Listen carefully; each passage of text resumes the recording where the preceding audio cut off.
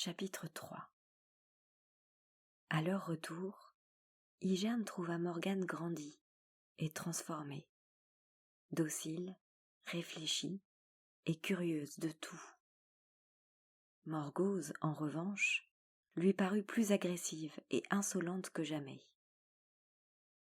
Avant tout préoccupée de plaire, elle passait le plus clair de son temps à se draper dans les tissus rapportés de Londinium, à mettre et à enlever les bijoux d'Igerne, et, surtout, à adresser à Gorlois des coups d'œil d'une coquetterie qui frisait la provocation, allant même jusqu'à poser sa tête sur son épaule, avec un air langoureux, qui en disait long sur ses intentions.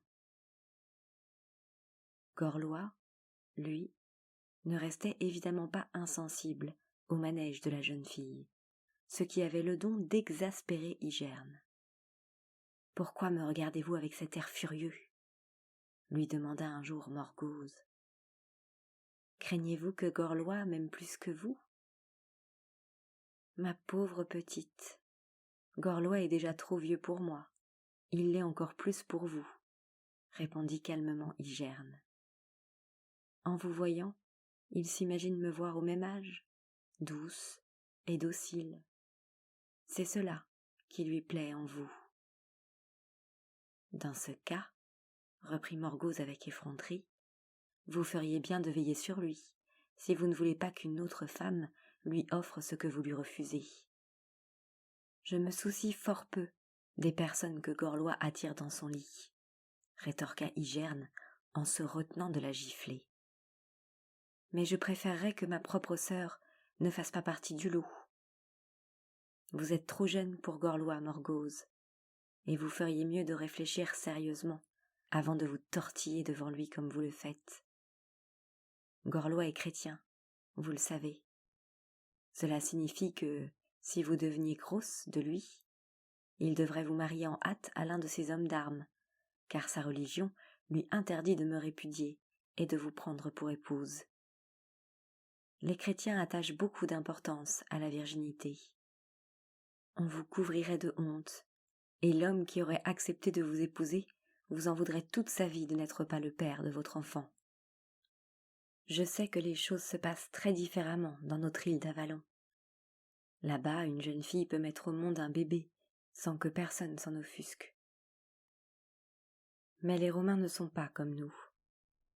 Aussi auriez-vous tort de gâcher votre existence pour le seul plaisir de me provoquer. « Non, » bégaya Morgause. « Non, ce n'est pas ce que je voulais. Je ne savais pas. Oh, pardonnez-moi, » dit-elle en se jetant dans les bras de sa sœur. Igerne l'embrassa, sachant qu'elle disait vrai. Réfléchie et calculatrice, la jeune fille ne cédait jamais à une impulsion. Ambitieuse de surcroît, elle s'était jurée d'être reine. Dépourvue comme elle l'était de toute capacité d'amour, comme il lui serait facile de réussir sa vie, songea sa sœur en la regardant s'éloigner. Gorlois ne resta que 4 jours à Tintagel, et remonta en selle un matin, entouré d'une troupe nombreuse, laissant la garde du château à une 12aine d'hommes d'armes. « Ainsi vous serez en sécurité, » lui lança-t-il en prenant congé, du ton cassant qui était devenu le sien. « Je pars rassembler tous les hommes de Cornouailles contre les pillards irlandais et les peuples du Nord, contre Uther aussi, au cas où l'envie lui viendrait de s'intéresser d'un peu trop près à ce qui ne lui appartient pas, femme ou château. » Igerne serra les dents et ne répondit rien, regardant son époux s'éloigner dans le petit matin, sans même un geste d'adieu.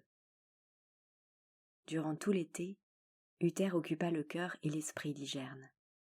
Passant sans cesse de l'exaltation à l'abattement, elle s'épuisait un jour dans les lourdes tâches domestiques du château et se promenait le lendemain, solitaire, du matin au soir, à l'extrémité de la falaise dominant la mer.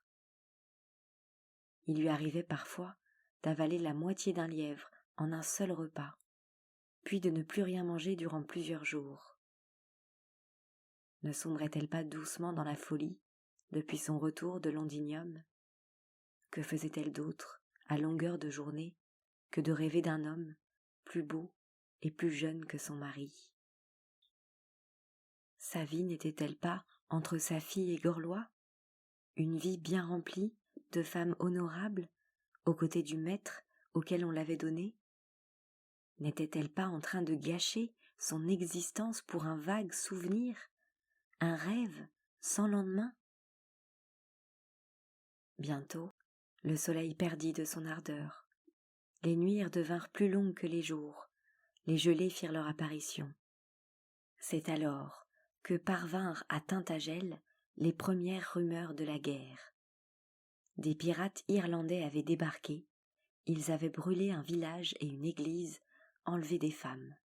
Des armées marchaient vers l'ouest et le pays d'été, et au nord vers les Galles.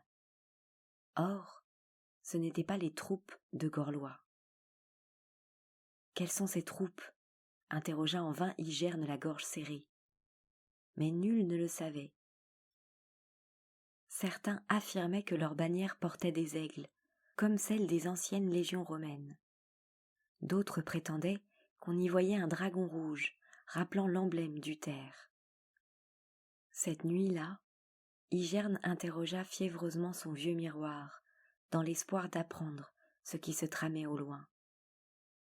Elle avait besoin des conseils de Viviane ou de Merlin, mais aucune vision ne vint troubler la surface de bronze poli. L'avaient-ils abandonné, eux aussi? Estimaient-ils que leur plan avait échoué? Avait-il trouvé une autre femme de grand lignage pour porter le fils d'Uther, le roi, le pacificateur, l'unificateur tant espéré? Igerne aurait voulu sortir de la forteresse, se rendre au marché du village pour tenter d'y glaner elle-même quelques nouvelles. Mais, fidèles aux ordres de leur maître, les hommes de Gorlois l'en empêchaient fermement, prétextant l'insécurité de la région. Un matin, elle vit s'approcher de la citadelle un cavalier qui s'arrêta pour parlementer avec l'homme de guet. Puis, il fit demi-tour et repartit. Était-ce un messager d'Avalon ou un envoyé d'Uther que l'homme de garde avait renvoyé? Igerne avait maintenant parfaitement conscience d'être prisonnière derrière les murailles de Tintagel. Protection, danger, prudence, des mots pour la tromper. La vérité, elle se trouvait tout simplement dans la folle jalousie de Gorlois. En eût-elle douté qu'un bref dialogue avec l'une des sentinelles l'en eût bientôt convaincue. « J'aimerais faire porter un message à Avalon pour demander à ma sœur de venir. Pouvez-vous désigner quelqu'un ?»« Non, je n'en ai pas le droit, » répondit l'homme en détournant les yeux. Le duc de Cornouailles a bien précisé qu'il ne fallait laisser personne quitter le château. Les chemins sont incertains et, en cas de siège... Bien. Pouvez-vous alors trouver au village quelqu'un qui accepterait la mission? Je le paierai largement. Je ne peux, madame. Le duc l'a également défendu. Igerne enrageait. Comment de simples soldats osaient-ils lui répondre ainsi, à elle, la duchesse de Cornouailles, la sœur de la dame d'Avalon? Lorsque les feuilles jaunirent, Igerne appela le chef des hommes d'armes de Gorlois et tenta une dernière fois sa chance. « Je dois absolument me rendre à la foire avant l'hiver. Nous avons besoin de nourriture, de fils et d'aiguilles, de teinture et de beaucoup d'autres choses. Pouvez-vous me donner une escorte ? » ?»« C'est impossible. Non, madame. Dans ce cas, j'enverrai l'une de mes femmes. Étare ou Isota, et Morgause avec elle. Cela vous convient-il ? » ?»« C'est à leur risque et péril, » acquiesça le chef des gardes, visiblement heureux de n'avoir pas à enfreindre les consignes seigneuriales. Le cœur serré, Igerne regarda s'éloigner les femmes à cheval. Morgause, enveloppée dans le manteau écarlate rapporté par Gorlois, Étare et Isota, riant aux éclats à l'idée de la journée qui les attendait. Puis, 2 filles de cuisine destinées à porter les paquets, suivies de quelques hommes d'armes. Aucun nous n'est sorti de Tintagel de tout l'été, songea-t-elle avec envie. Les bergers qui conduisent leurs troupeaux sur les landes sont plus libres que nous. « Maman, demanda à côté d'elle la petite voix de Morgane, pourquoi n'allons-nous pas nous aussi à la foire ? Votre père ne le veut pas. Il a peur que nous fassions des bêtises ? Oui, c'est cela, répondit-elle en souriant, se penchant pour embrasser la petite fille qui, les sourcils froncés, semblait réfléchir profondément. L'enfant menu, aux grands yeux sombres, trop sérieux pour son âge, aux cheveux mal retenus dans le dos par une petite natte qui laissait toujours s'échapper quelques boucles, était son unique joie. Elle ressemblait davantage à un lutin, à une petite bête sauvage, à une enfant des fées qu'à un enfant des hommes, et montrait déjà un goût très prononcé pour l'indépendance. À 4 ans, elle parlait déjà presque comme une adulte et s'habillait toute seule. Morgane s'échappa des bras de sa mère et courut dans la grande salle où elle s'installa sagement sur son siège, le fuseau à la main. Elle filait déjà avec beaucoup d'habileté et tordait le fil épais entre ses petits doigts avec une application qui faisait sourire Igerne. « Mère, je ne me souviens plus très bien de mon père. Où est-il ? » ?»« Il est loin, avec ses soldats, dans le pays d'été. »« Quand reviendra-t-il ? » ?»« Je l'ignore. Aimeriez-vous le voir revenir ? » ?»« Je ne sais pas. » avoua la petite fille après un instant de réflexion. « Quand il est là, je dois coucher avec Morgause, et j'ai peur dans sa chambre. Elle est trop grande et toute noire. Mais maintenant je suis grande, annonça-t-elle fièrement en redressant le buste. Et puis, quand mon père est là, il vous fait pleurer, et je n'aime pas quand vous êtes triste. Comme Viviane avait raison quand elle disait que les petits enfants comprenaient parfaitement ce qui se passait autour d'eux. Pourquoi n'avez-vous pas un autre bébé, comme toutes les autres dames ? J'ai déjà 4 ans, et j'aimerais bien avoir un petit frère pour jouer avec lui. Igerne hésita un instant et se contenta de répondre. La mère déesse ne juge pas utile de m'envoyer un fils pour l'instant. Ce soir-là, Morgause rentra fort tard de la foire, avec les nombreux achats dont l'avait chargée Igerne, qui jugea qu'elle-même n'aurait pas fait mieux. Mais elle rapportait surtout de nombreuses nouvelles glanées auprès des marchands et des rencontres faites à la foire. Une grande réunion se tient dans le pays d'été, annonça la jeune fille. On raconte que Merlin a fait la paix entre Uther et Lot, et que Ban d'Armorique, qui s'est allié avec eux, leur envoie des chevaux achetés en Espagne. On dit aussi qu'il y a eu une bataille avec les Saxons, et qu'Uther y était avec sa bannière et son dragon. À la foire, il y avait un chanteur avec sa harpe, qui récitait une ballade, racontant comment le duc de Cornouailles avait enfermé sa femme à Tintagel. Comme Morgause hésitait à poursuivre, Igerne, dans l'ombre de sa chambre où elle s'était installée, sentit que ce silence cachait une sorte d'anxiété. « Igerne, reprit alors la jeune fille à voix très basse, dites-moi la vérité. Uther a-t-il été votre amant ? » ?»« Non, petite sœur, mais Gorlois l'a cru, et c'est pour cela qu'il s'est querellé avec lui, répondit Igerne dans un soupir.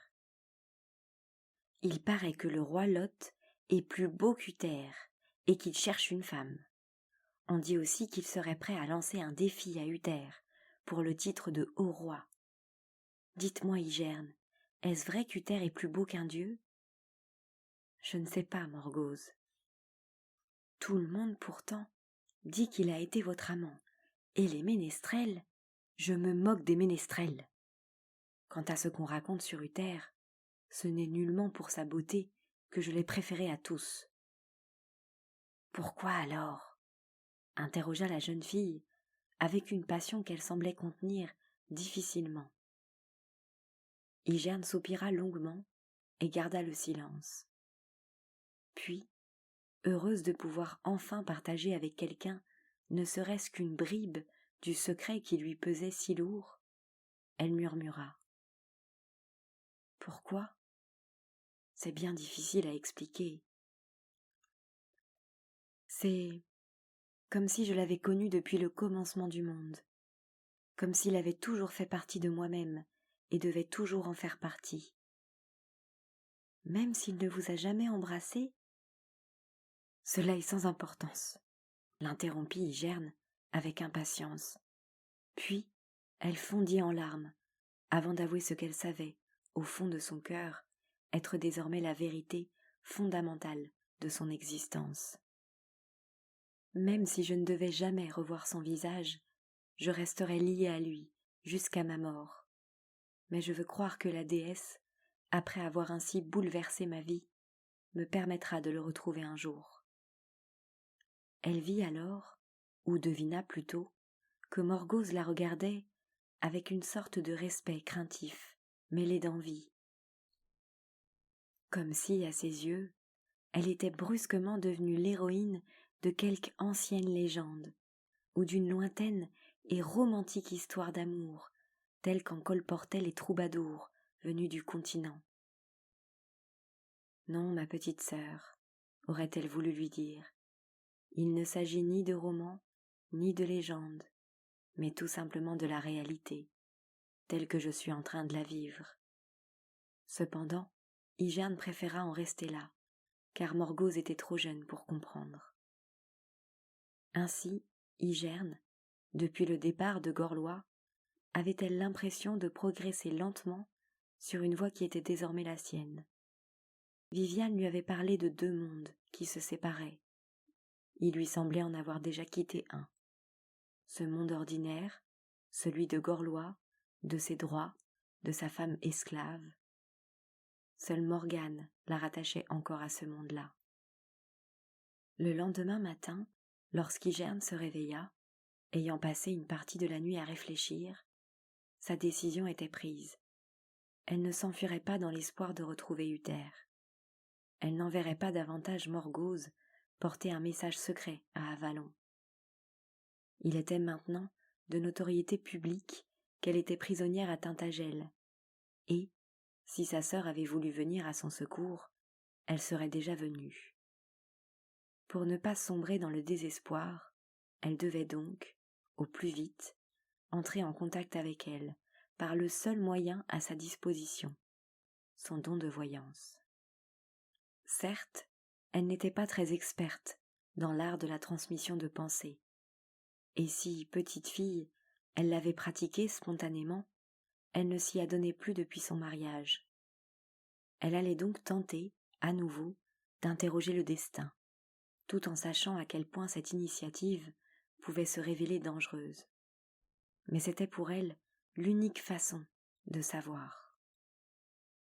Au petit matin, à l'heure où le ciel s'embrase à l'est, il lui sembla qu'une voix, résonnant au plus profond d'elle-même, lui disait « Écarte de ta présence aujourd'hui l'enfant et tes femmes, et tu sauras ce que tu dois faire. » Curieusement, quelques instants plus tard, alors qu'elles partageaient ensemble, dans la haute salle voûtée, le premier repas de la journée, fromage de chèvre et pain à peine sorti du four, Morgause s'exclama en regardant avec envie la mer étincelante sous le tiède soleil d'automne.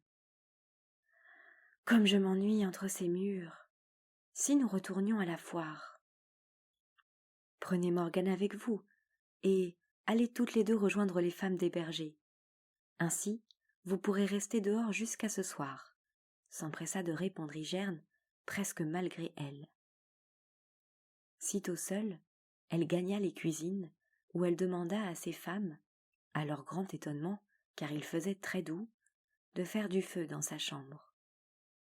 Elle prit du pain, de l'huile et du sel, un peu de vin, et, dans l'intention de leur faire croire qu'elle emportait là son déjeuner, elle y ajouta un morceau de fromage, tout en pensant qu'elle le jetterait plus tard aux mouettes.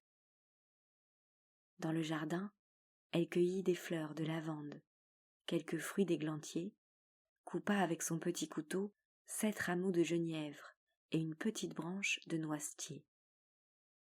Puis, elle monta dans sa chambre, poussa le verrou et se mit nue devant la cheminée. Elle jeta le genièvre dans le feu, et, comme la flamme s'élevait, elle ceignit son front de la branche de noisetier.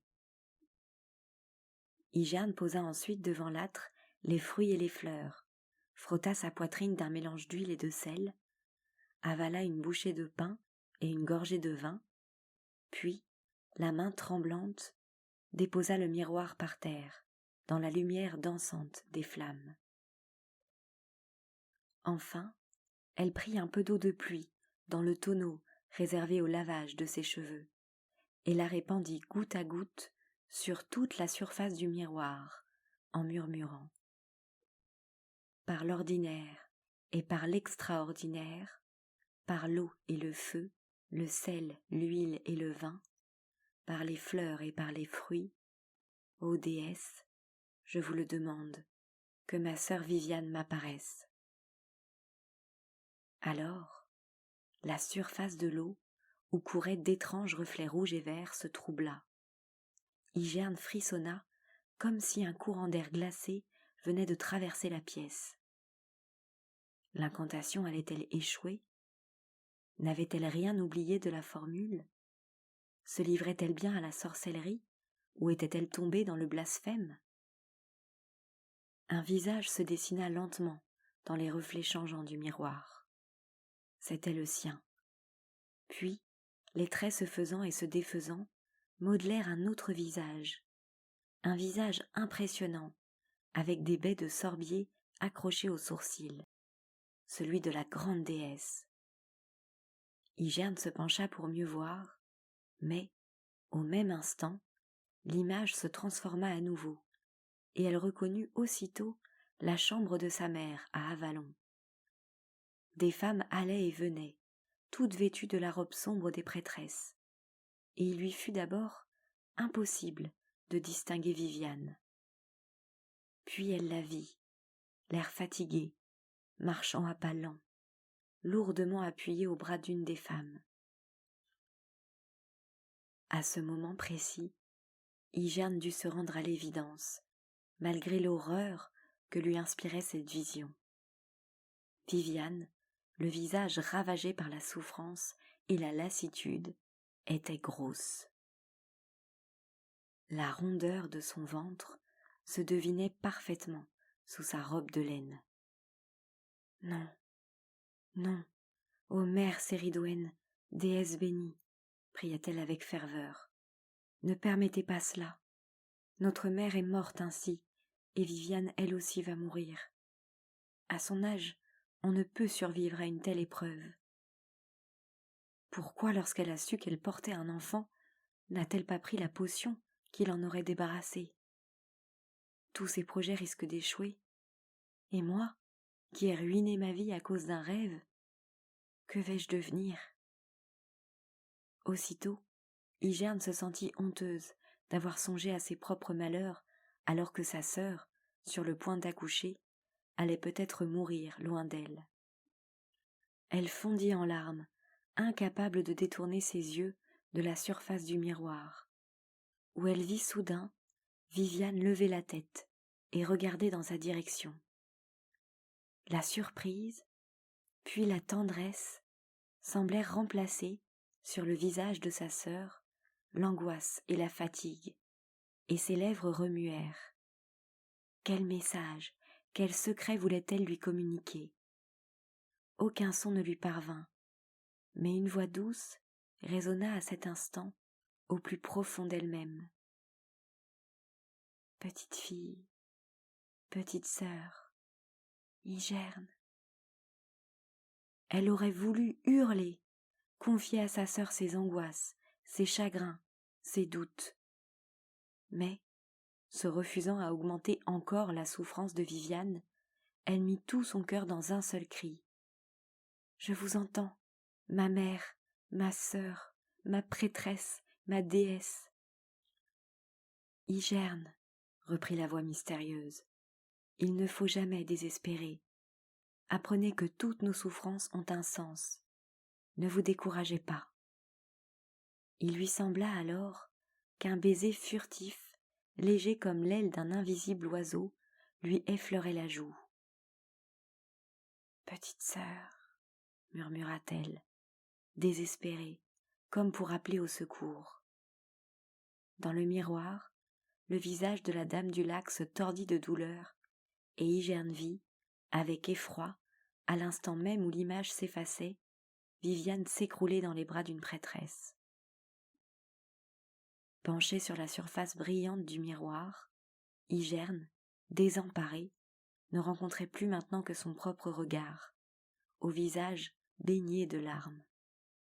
Glacée jusqu'aux os, elle jeta les fleurs, les fruits et les branches dans les flammes, puis, enveloppant son corps, tremblant du premier vêtement venu, elle s'assit sur son lit et laissa couler ses pleurs. Comment ne pas désespérer? Viviane allait mourir, et elle resterait dans la vie, une vie où tout désormais n'était plus que chaos et confusion. Lorsqu'elle sortit de sa torpeur, le soleil glissait doucement vers l'horizon, teintant de rose les murailles de Tintagel. Un étrange silence régnait autour d'elle. Son premier geste, presque irréfléchi, fut d'accrocher à son cou la pierre de lune que lui avait donnée Viviane. « Je dois surmonter ma faiblesse et sortir victorieuse de cette épreuve, » pensa-t-elle en plongeant son visage dans une bassine d'eau froide. À cet instant, un léger remous d'air dans son dos la fit sursauter. Elle se retourna et vit Uther. Non, pas Uther en chair et en os. Comment aurait-il franchi les portes si bien gardées du château? Mais la silhouette auréolée d'une pâle lumière qui reflétait toutes les couleurs de l'arc-en-ciel. « Ma bien-aimée, » dit-il dans un souffle, « ma bien-aimée, je reviendrai, je vous le jure.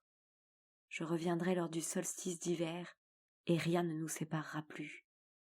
Souvenez-vous-en, et soyez prête. » Puis, la voix s'évanouit, et Igerne se retrouva seule dans la pénombre de sa chambre, où les dernières brindilles de noisetier achevaient de se consumer dans l'âtre, avec d'imperceptibles crépitements. Dehors, dans la grande cour, résonnaient déjà les voix et les rires de Morgause et de Morgane, rentrant du marché.